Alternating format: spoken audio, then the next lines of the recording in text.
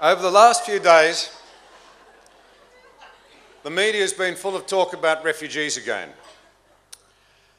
It's not the first time it's happened. When I was Deputy Prime Minister in the 2001 election, I found myself in a town in New South Wales addressing a quite large group of people on the subject of why I thought we should be elected, and our local candidate was an outstanding candidate, and why they should all vote for that candidate, when the subject of refugees came up. And an old man got up on his feet, fairly unsteadily, and he said, "I fought for this country during the Second World War, and I was captured by the Japanese, and I spent 3 or 4 years going through a living hell, and I came back here in 1945, and this is my country, and I fought for it, and I don't want anybody coming to this country of the racial origin of those people. They are lower than animals, and you're pussyfooting around with your so-called Pacific solution as it became known, and you ought to get on with it and instruct the Navy to cut the ropes and sink the boats." That's what he said. He didn't think every life was priceless beyond value, did he?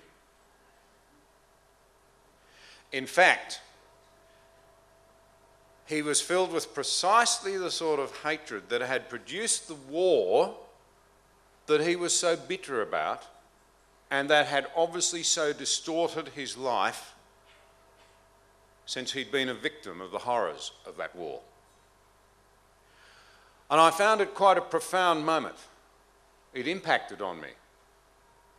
And it brought me back to this realisation that we have a great problem. He had a problem, but if anything, it's got worse.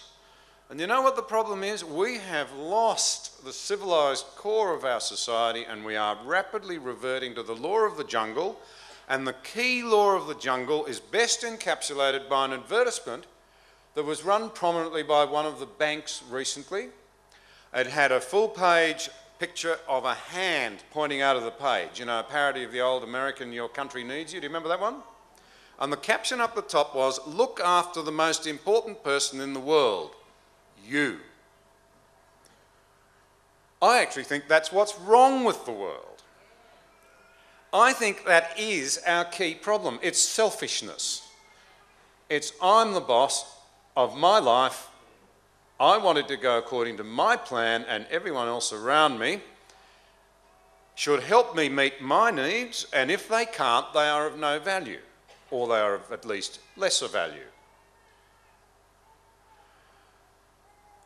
And the amazing thing about it is that not only has this view taken deep hold in our society over the last 5 or 6 generations, is that even when it seems to be reaching its penultimate influence in our society, we don't seem to have got it yet.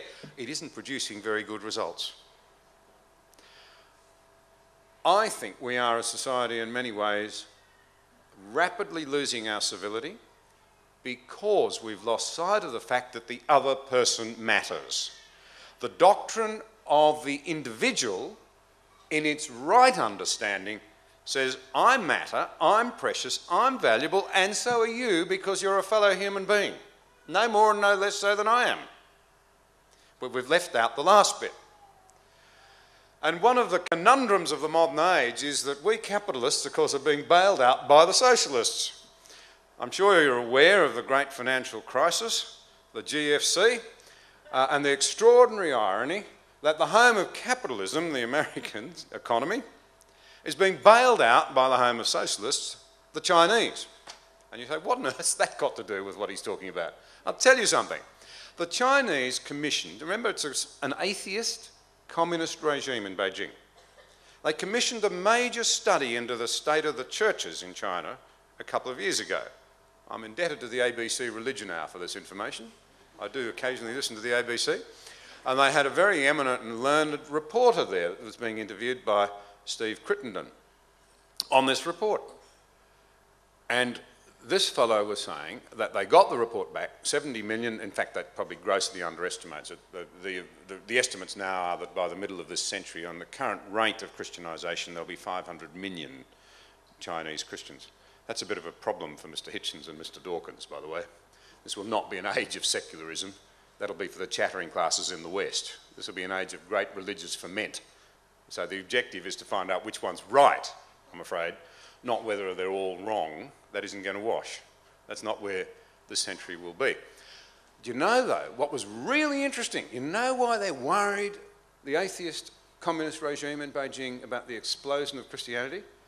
Because they understand what we've forgotten. It's the soil in which our liberal participatory democracy, with all its freedoms and all the things we take for granted, was grown.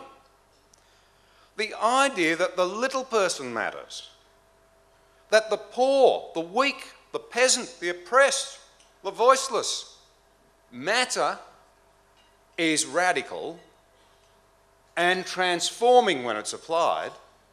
And it has resulted in democracy where we exercise power at the point of a pencil rather than at the point of a gun. The whole thing that we take for granted in our society, all of these rights that we prattle on about endlessly, the freedoms that we assume somehow or other materialised out of nowhere and we smugly produced ourselves and they'll be there forever, they have their genesis in this radical idea that we all matter. And that is a Christian idea, of course. It's a biblical idea.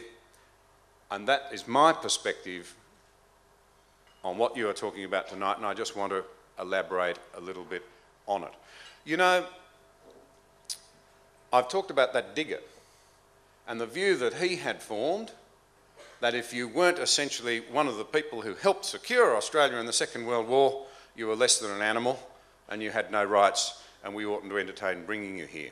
Kim Beazley, in one of the most elegant speeches I ever heard in the House of Representatives, talking about the Second World War, challenged the House to stop and think about the conundrum that good and evil that we saw so vividly displayed in the Second World War really presents us with. See, we're modernists. We like to sit on the fence. We don't want to think about these tough questions about which life is valuable and who's good and who's on the side of the angels and who might not be on the side of the angels. We don't want to grapple with them anymore. But Beazley was right. He said, stop and think about it. This is only a few short decades ago, this horrendous thing called the Second World War. We saw the utter depravity that mankind is capable of. I'm paraphrasing you. Think the gas chambers. Those people, we don't want them anymore. We take on ourselves the power to decide that the world will be better off without them. 12 million people die in gas chambers. 60 million people die as a result of the whole war. Contrasted, he said, with the extraordinary nobility that we celebrate on many occasions in Australia of those who are prepared to lay down their lives to secure the freedom of the people that they loved, the societies that they believed in.